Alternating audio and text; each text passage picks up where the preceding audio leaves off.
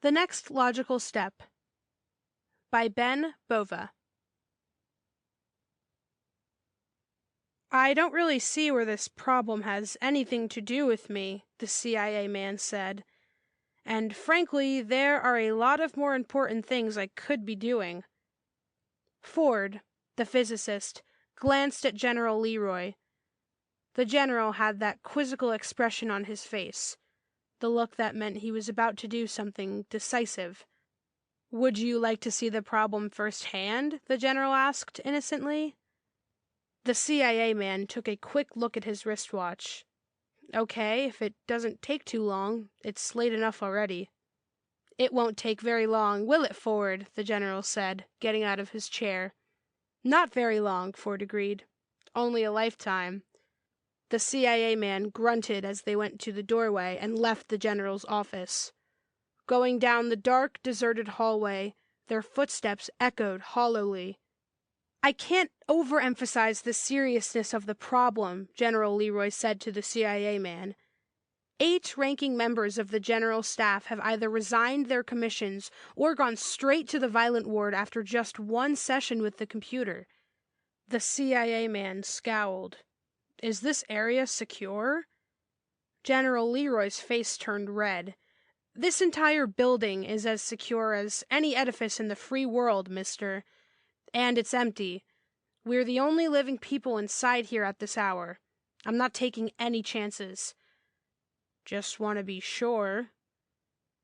"Perhaps if I explain the computer a little more," Ford said, changing the subject, "you'll know what to expect." "Good idea," said the man from the CIA. "We told you that this is the most modern, most complex and delicate computer in the world. Nothing like it has ever been attempted before, anywhere." "I know that they don't have anything like it," the CIA man agreed. "And you also know, I suppose, that it was built to simulate actual war simulations. We fight wars in this computer. Wars with missiles and bombs and gas. Real wars, complete down to the tiniest detail. The computer tells us what will actually happen to every missile, every city, every man. Who dies, how many planes are lost, how many trucks will fail to start on a cold morning, whether a battle is won or lost." General Leroy interrupted. "The computer runs these analyses for both sides, so we can see what's happening to them, too." The CIA man gestured impatiently. "War games simulations aren't new. You've been doing them for years." "Yes, but this machine is different," Ford pointed out. "It not only gives a much more detailed war game, it's the next logical step in the development of machine-simulated war games." He hesitated dramatically. "Well, what is it?" "We've added a variation of the electroencephalograph." The CIA man stopped walking. "The what?" "Electroencephalograph. You know, a recording device that reads the electrical patterns of your brain, like the electrocardiograph." "Oh. But you see, we've given the EEG a reverse twist. Instead of using a machine that makes a recording of the brain's electrical wave output, we've developed a device that will take the computer's readout tapes and turn them into electrical patterns that are put into your brain."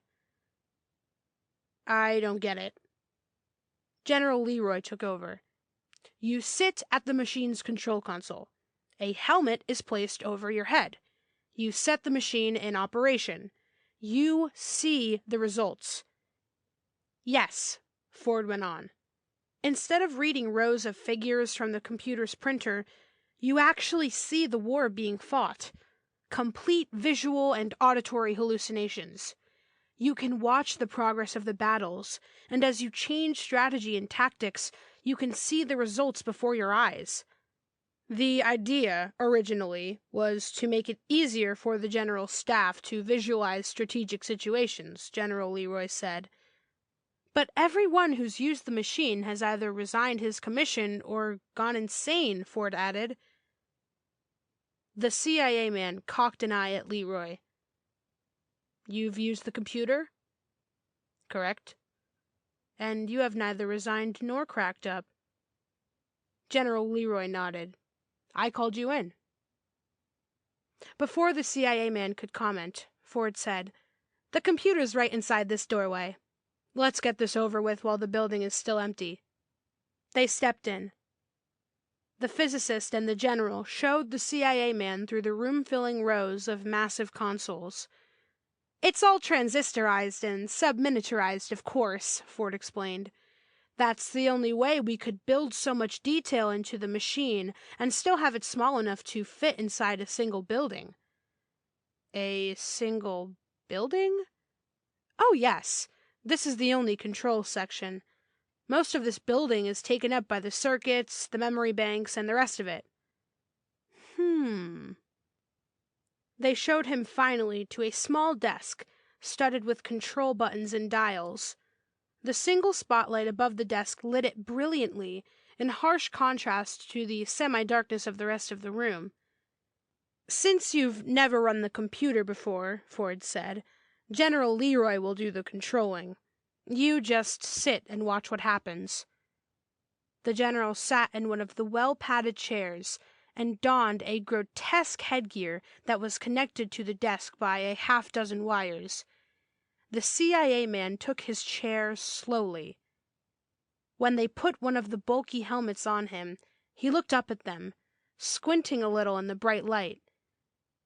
This isn't going to, well, do me any damage, is it? My goodness, no, Ford said. You mean mentally? No, of course not.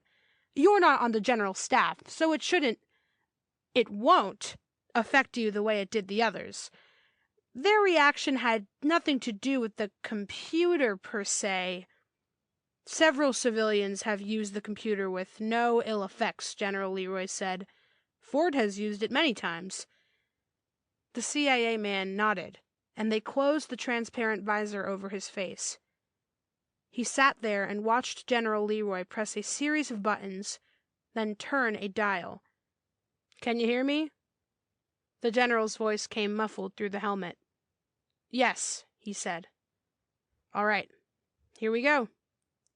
You're familiar with Situation 121. That's what we're going to be seeing. Situation 121 was a standard war game. The CIA man was well acquainted with it.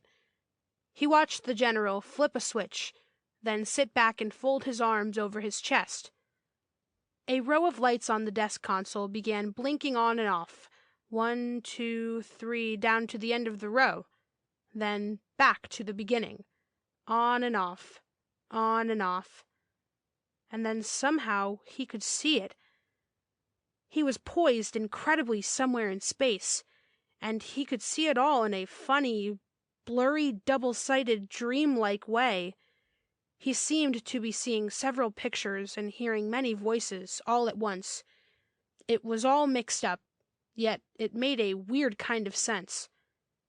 For a panicked instant he wanted to rip the helmet off his head. It's only an illusion, he told himself, forcing calm on his unwilling nerves. Only an illusion. But it seemed strangely real. He was watching the Gulf of Mexico.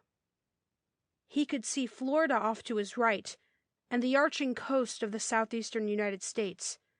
He could even make out the Rio Grande River. Situation 121 started, he remembered, with the discovery of missile-bearing enemy submarines in the Gulf. Even as he watched the whole area, as though perched on a satellite, he could see, underwater and close up, the menacing shadowy figure of a submarine gliding through the crystal blue sea. He saw, too, a patrol plane as it spotted the submarine and sent an urgent radio warning. The underwater picture dissolved in a bewildering burst of bubbles. A missile had been launched. Within seconds, another burst.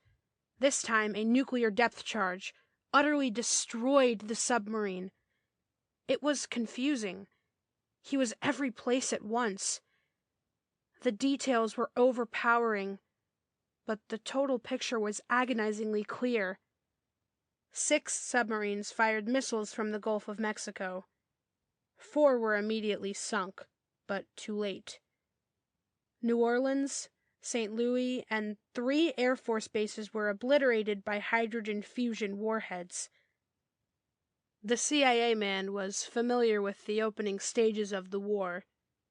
The first missile fired at the United States was the signal for whole fleets of missiles and bombers to launch themselves at the enemy.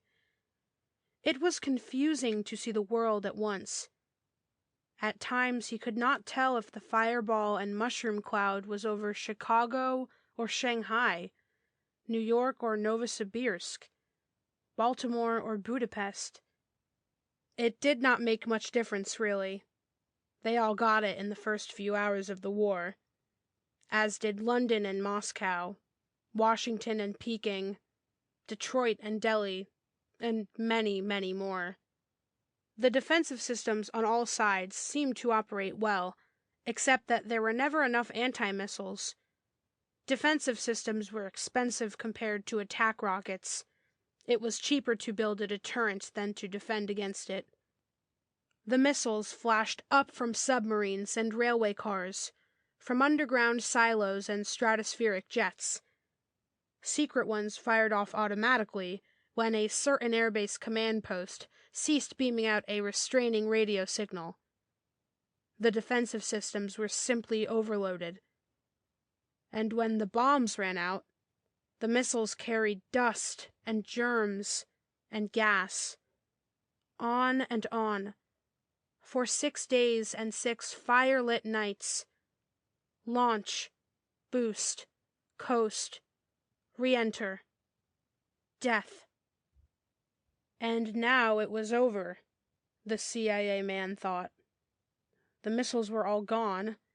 The airplanes were exhausted. The nations that had built the weapons no longer existed. By all rules he knew of, the war should have been ended.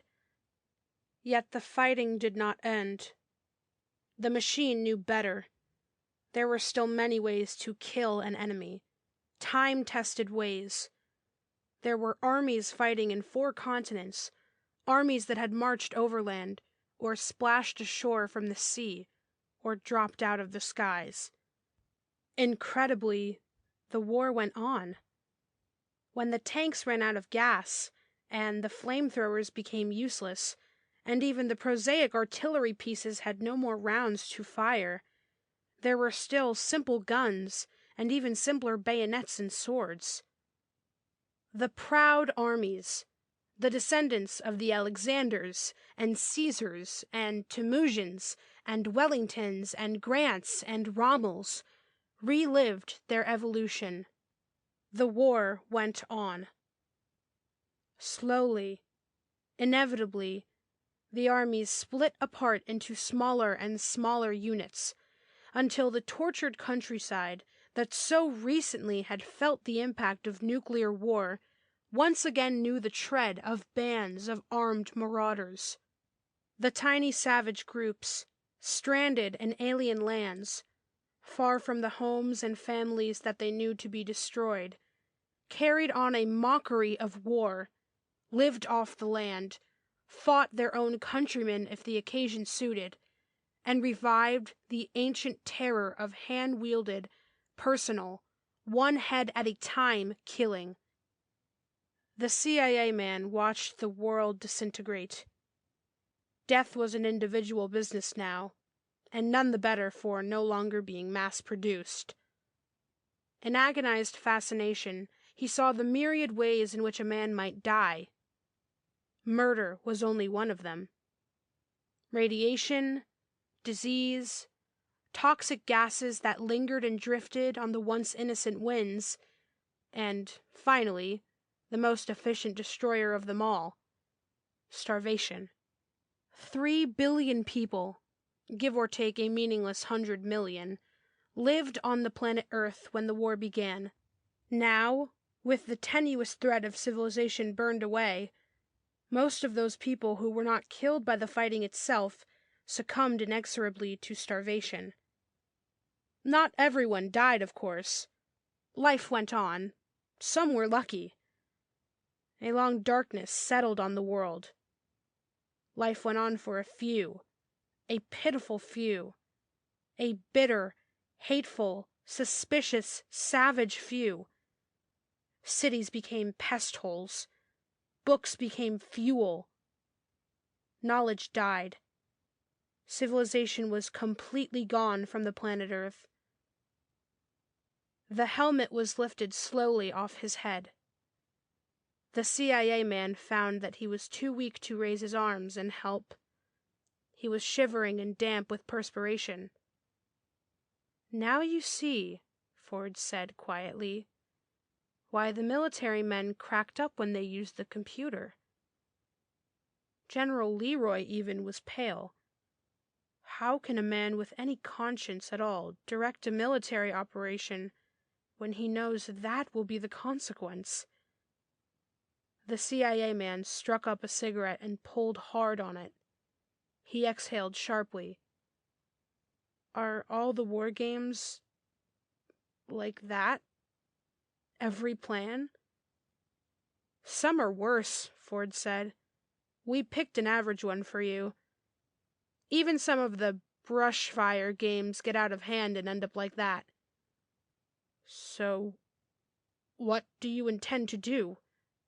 Why did you call me in? What can I do?" "You're with the CIA," the general said. "Don't you handle espionage?" "Yes, but what's that got to do with it?" The general looked at him. "It seems to me that the next logical step is to make damned certain that they get the plans to this computer. And fast." End of The Next Logical Step by Bova.